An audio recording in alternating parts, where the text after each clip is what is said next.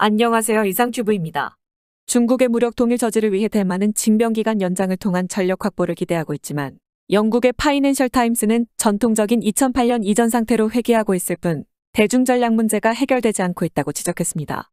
미국 애틀랜틱 카운슬에서 군사 및 안보 분야의 분석가로 활동 중인 키치랴오는 차이 총통이 발표한 복무기간을 1년으로 연장하는 징병개혁은 평가할 수 있지만 이것은 대만군의 만성적인 인력 부족 문제를 해결하기 위한 긴급 조치일 뿐이며 억지력의 핵심인 군사력 문제는 다루지 않고 있다고 경고했습니다. 대만 정부는 지난 12월 27일에 군복무 1년 연장을 발표할 것이라고 밝혀 주목을 받았고 대만의 야당과 언론들은 대만 해협의 위기를 초래한 책임을 병사들에게 전가하지 말라고 비판했으며 이번 결정에 영향을 받는 고교생들 사이에서는 병역 면제 방법까지 화제가 되고 있습니다. 2018년 징병제를 폐지하고 지원제로 전환한 대만에서는 불과 4개월간의 기초군사훈련조차 거리는 사람들이 많아 지난 3년간 예비역에 부과했던 의무훈련을 포기한 혐의로 1000명이 기소되었습니다. 따라서 대만군은 전투부대에 필요한 인력의 60%밖에 확보하지 못하고 있고 이에 대해 미국 보수 싱크탱크는 정말 대만인들은 자국 방위에 목숨을 바칠 생각이 있느냐고 되물은 뒤 조국 방위에 목숨을 바칠 생각이 없는 대만인 대신 미국인이 죽도록 강요받는 것은 부도덕하다고 호소해 눈길을 끌었습니다. 대만 언론들은 대만군의 복무기간이 1년 연장이 결정됐고 군 복무기간 월급도 6,500대만 달러에서 2만 대만 달러로 인상됐다고 보도했습니다. 이에 대해 대만 야당과 언론들은 대만 해협 위기를 초래한 책임을 병사들에게 전가하지 말라며 정부를 비판하고 있는 것입니다. 병역 연장은 1년 뒤에 시작될 예정이어서 이번 결정에 직접적으로 영향을 받는 고교생들 사이에서는 병역을 위한 건강검진에서 BMI 수치 극단, 즉 비만이면 병역이 면제되므로 건강검진 2개월 전부터 열심히 하면 병역을 면제받을 수 있다는 등 병역 면제 방법이 큰 화제가 되고 있습니다. 대만민의 기금회가 실시한 여론조사에도 병역 대상 청소년들은 병역 기간은 4개월이면 충분하다라고 응답하는 비율이 높았습니다. 하지만 대만 정부의 징병개혁 발표에도 불구하고 외신들은 부정적인 반응을 보이고 있습니다. 영국의 파이낸셜 타임스는 대만 징병개혁의 문제는 군복무기간 연장과 거의 기능하지 않는 예비역 전력 재건이 대만군의 훈련 자원을 크게 웃돌고 있다는 점이라고 지적했습니다. 다른 말로 표현하자면 이들을 훈련시킬 수 있는 인력과 자원이 부족하다는 이야기입니다. 차이 총통의 발표와 동시에 대만 국방부는 국민들로부터 대만군의 훈련이 실전에서 도움이 되지 않는다거나 군 약화의 상징이라는 조롱을 받아온 총검훈련 등의 비효율적인 훈련 프로그램을 재검토하고 징병자에게도 스팅어와 자벨린 등 현대적 무기를 다루는 방법 등을 배우게 할 것이라고 설명하고 있습니다. 하지만 이러한 대만 정부의 갑작스런 징병개혁 프로그램은 거의 기능하지 않는 예비역 전력의 재건을 위해 고안된 것이지만 야오 연구원을 비롯한 국내외 분석가들은 아무런 예고 없이 발표된 병역기간 연장이 심각한 훈련의 병목 현상을 일으키게 될 것이라고 지적했습니다. 대만군의 징병자 훈련 프로그램은 구시대적인 내용으로 구성되어 있어 이 프로그램에서 육성된 대만군의 예비 전력은 수만 많고 현대전에 적합한 지식과 기술이 갖춰져 있다고 보기 어렵다는 평가가 많았습니다. 이 예비역 전력 재건을 위해 고안된 프로그램에 대량의 신병이 유입되면 훈련을 시킬 수 있는 자원이 부족하다는 뜻으로 야오 연구원은 갑자기 이 정도 인원에게 훈련을 시키라고 해도 필요한 자원을 어디서 확보할 생각이냐. 훈련 순서가 돌아올 때까지 몇 달을 기다려야 할 것이다라고 말하는 것이 흥미롭습니다. 우선 스팅어나 자벨린을 다루는 방법을 배운 병사와 취급법을 지도하는 강사는 완전히 다른 것으로 서방의 대전차 무기나 휴대용 방공미사일을 제공받은 우크라이나군도 아직 훈련을 영국이나 캐나다 등에서 파견된 강사에게 의존하고 있습니다. 따라서 정규 훈련은 모의탄이나 실탄의 실사도 수반되기 때문에 이 정도의 인원수로 다루는 법을 마스터시키기 위한 강사나 기자재가 어디에 있는가라고 반문한 것이며 현재 우크라이나군은 실사 대신 지상 시뮬레이터로 대체하고 있는 것 같다고 덧붙여서 말했습니다.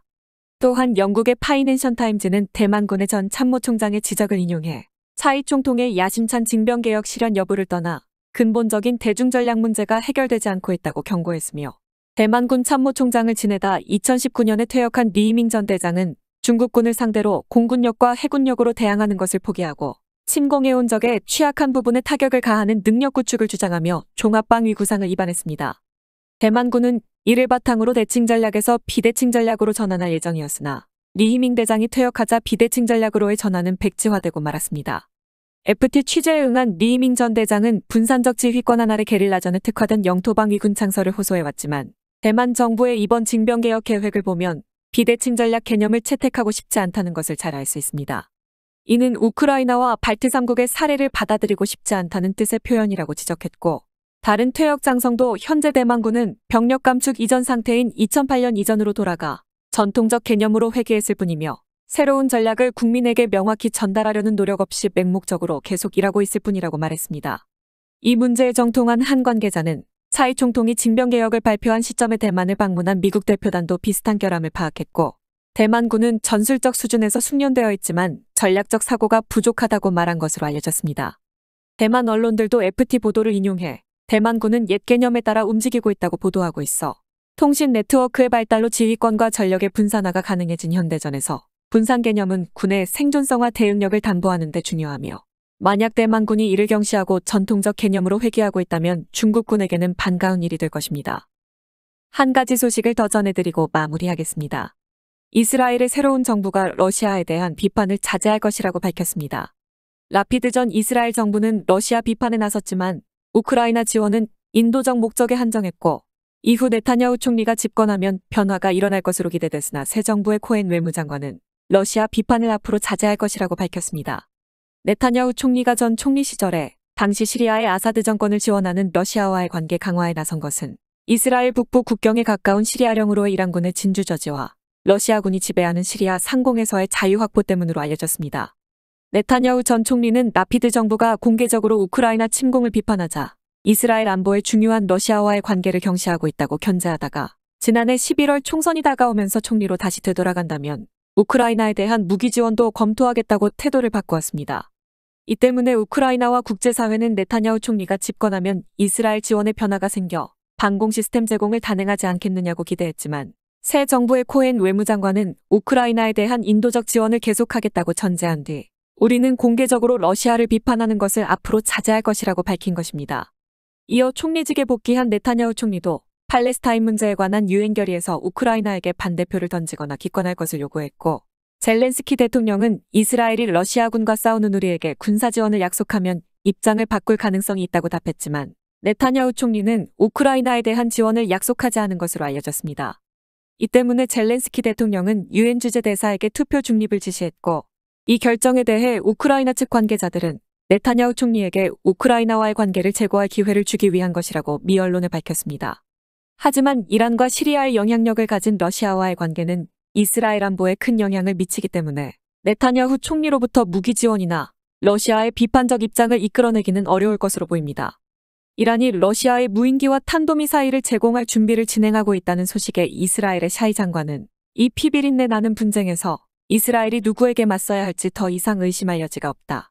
미국이나 나토와 마찬가지로 우크라이나가 이스라엘의 군사 원조를 받을 때가 됐다고 말해 눈길을 끌었지만 드미트리 메드베데프 전 러시아 대통령은 만약 우크라이나에 무기를 제공한다면 러시아와의 관계는 끝난다며 이스라엘을 견제한 바 있습니다. 즉 우크라이나에 대한 무기 지원을 단행하면 이스라엘은 자국 안보에 중대한 위험을 떠안게 된다는 뜻으로 설령 우크라이나가 이번 싸움에서 군사적으로 승리하더라도 러시아가 해체되는 것도 이란이나 시리아에 대한 영향력을 잃는 것도 아니기 때문에 이스라엘로서는 러시아를 자극하는 행동은 할 수 없을 것으로 전망됩니다. 이상 마치겠습니다. 시청해주셔서 고맙습니다. 이상튜브였습니다.